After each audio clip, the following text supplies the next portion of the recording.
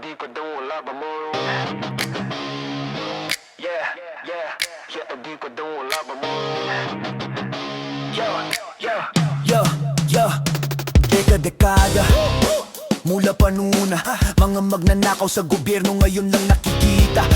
Maangan kunwari walang alam pero nagpapatayan tuwing sasapit ang botohan. Makaupo lang sa pwesto, paiba-idan sa entablado na akala mo ay makabayan. Sisimutin lang pala ang kaba ng ating bayan. Hindi ka nakilala pag nanalo na sa daya. Ikaw namang tanga na, umaasa sa pangako di na makahinga.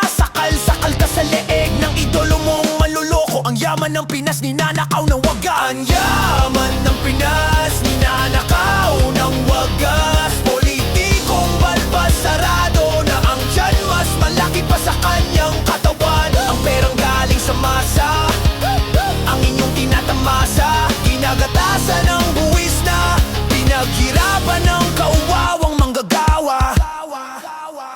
Lahat may proyekto, kahit wala naman epekto. Hindi papaapekto, basta bilyan ng maisa ako. Kupitan, kutungan sa lahat ng ahensya ay isa ng sistema. Lahat nakikinabang mula sa ibaba hanggang kataas. Taasan kumukubra, nakalagay pa sa maleta perang tumpok-tumpok para walang ebidensya. Sa Senado, Kongreso, paikot-ikot mga kwento hanggang sa dulo walang nangyayari. Kawan na si Juan, nalaspag ang katawan dahil sa mga buwayan na patuloy ang paglangoy sa pera. Ang yaman ng Pinas ninanakaw ng wagas. Politikong balbas sarado na ang tiyan mas malaki pa sa kanyang katawan. Ang perang galing sa masa, ang inyong tinatamasa. Ginagatasan ng buwis na pinaghirapan ng kawawang manggagawa.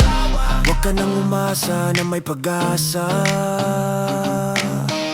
Hanggat nariyan sila tuloy-tuloy ang ligaya. Mga perang inuutang ninanakaw rin pala.